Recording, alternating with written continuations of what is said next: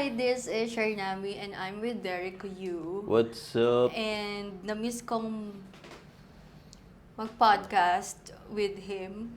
And sobrang maraming nadonood ng podcast natin. No? You know? Tatlo na yan, no? And I really love talking about sex experiences, sexcapades. Siyempre naman, mahilig tayo dun at malibog tayo. Sino bang hindi malibog? Well, Well, so for today's talk, may mga nabasa ako na secret files, university secret files sa Facebook. And gusto ko pag-usapan natin. Siyempre, gusto ko ring mag-react.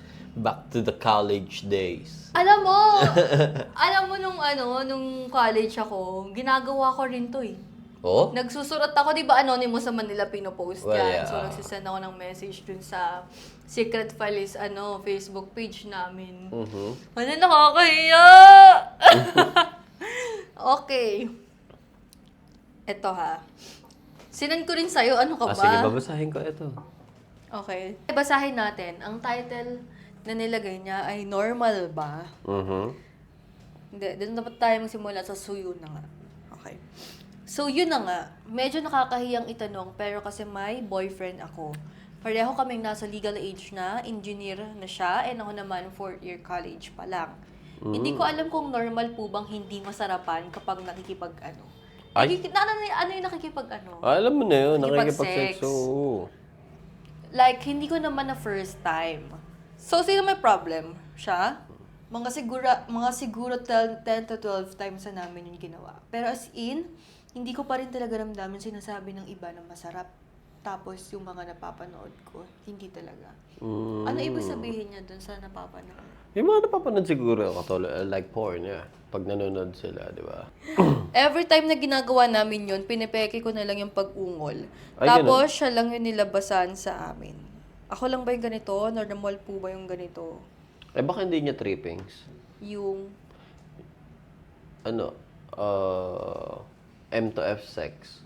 Pwedeng hindi siya na-arouse. Or iba yung fetish niya. Or Hindi, baka may... kasi sabi niya 10 to 12 times sa daw niyang ginawa eh. Kaya nga. So, tapos ang problema nito is di siya na-arouse, di ba? Basahin natin. Wala naman sinabi. Oo, di siya na-arouse.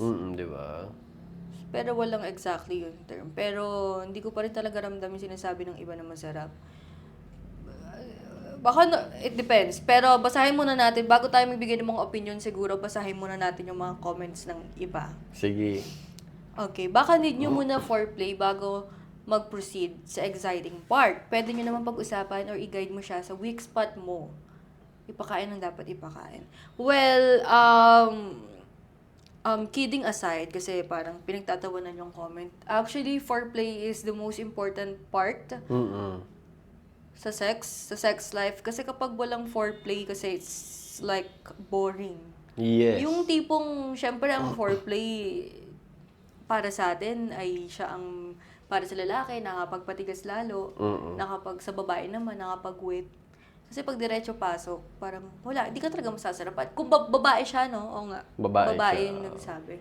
So, hindi ka talaga masasarapan kung walang foreplay. Tama nga naman yung comment. Hindi yan normal kasi sadyang may hinahanap lang tayo nakakaibang thrill pagdating sa sex life. Ito nagbabasa lang ako ng comment. Minsan kasi kahit mahal natin ng isang tao, kung di magaling sa kama, sadyang nakakawalang gana. Based daw sa experience niya. Ako kasi kahit di pa nilalabasan, sinasabi kong okay na ako para tapos na agad. Ulit-ulit lang kasi ang posisyon, Diyos ko, sa 1 year and a half magkasama. Puro ganun lang yung position. So, exploration is the key. Yes. May mga tao kasi na when it comes sa sex life, meron talagang gustong mag-explore. May mga tao talaga na gustong mag-explore and naiintindihan ko naman na may mga na-meet na rin naman ako na mga mag-asawa, nagpupunta ng mga swinging community, may mga nagpupunta ng orgies to explore their sex life and no judgment on that. Correct.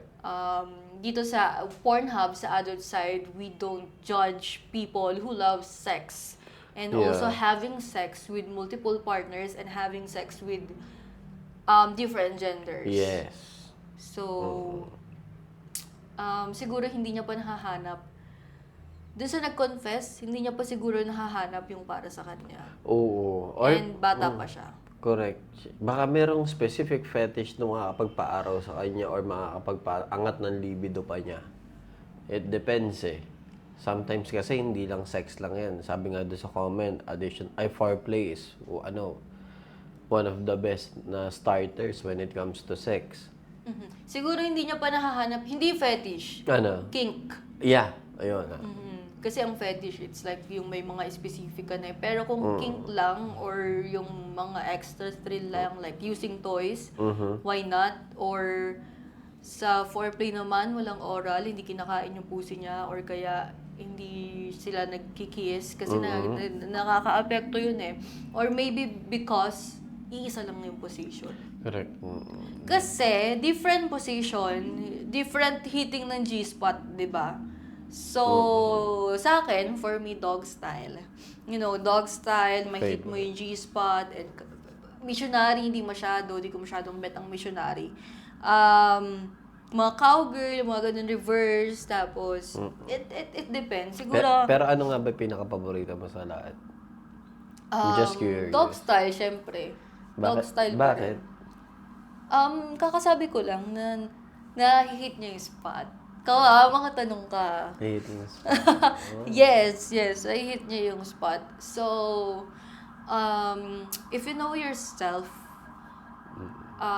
especially sexually, and your sexual health mo, mas masarap makipag-sex